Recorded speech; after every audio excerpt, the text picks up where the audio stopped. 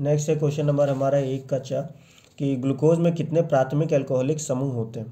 तो सबसे पहले ग्लूकोज का स्ट्रक्चर बना लेते हैं।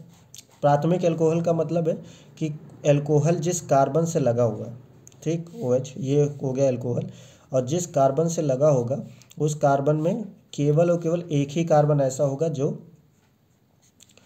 एक ही कार्बन जो है एक कार्बन से जुड़ा होगा, बाकी के जो 2 बॉन्ड बनाए होंगे वो H से। ये हो गया प्राथमिक यानी फर्स्ट डिग्री एल्कोहल, ठीक, ये हो गया प्राथमिक एल्कोहल।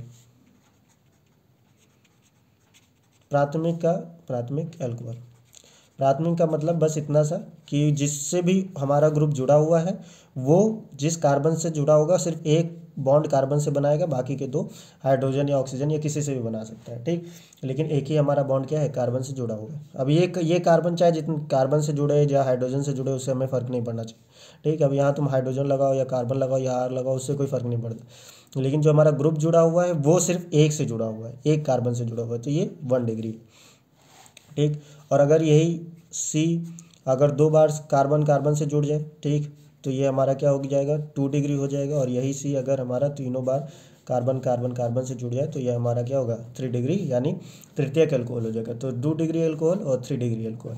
अब ये कार्बन फर्दर किससे जुड़ रहा है उससे हमसे कोई मतलब नहीं, हमारा ग्रुप जिससे जुड़ा है वो किससे जुड़ा है इतना ही हमको देखना है। अब ग्लूकोज का स्ट्रक्चर जरा फिशर प्रोजेक्शन में बनाओ तो कि CH2 OH OH OH फिर OH फिर OH फिर CH, ठीक, और यहाँ पर H H H और H, C6H12O6, ये ग्लूकोज का फार्मूला रहा और ये हमारा ग्लूकोज का स्ट्रक्चर। तो जरा कार्बन को देखो, ये कार्बन देखो सबसे पहले, ठीक, ये कार्बन से हमारा OH जुड़ा हुआ है और ये कार्बन किससे जुड़ा हुआ है, एक कार्बन से, ठीक, बाकी के 2 क्या है, इसको जरा अगर बनाओगे तो ये क्या है, ये इधर कार्बन लगा हुआ है ऊपर, इधर की तरफ एक हाइड्रोजन, इधर की तरफ एक हाइड्रोजन और इधर की तरफ OH। देखो यहाँ पर 2 हाइड्रोजन है, 2 हाइड्रोजन बनाए, एक हाइड्रोजन कार्बन से जुड़ा है, एक कार्बन से जुड़ा हुआ है एक बॉन्ड और बाकी का OH। तो ये प्राइमरी है, 1 डिग्री हो गया, तो एक तो हमको मिल गया। दूसरा जरा इस कार्बन पर OH लगा हुआ है, ये किससे जुड़ा हुआ है, ऊपर भी कार्बन से जुड़ा हुआ है नीचे भी कार्बन, तो ये तो 2 डिग्री हो गया, ये 1 डिग्री था ये 2 डिग्री हो गया। इस कार्बन के बारे में सोचो, ऊपर भी कार्बन नीचे भी कार्बन, ये जो बीच में बना हुआ है ये कार्बन ही है, ठीक, ये कार्बन है।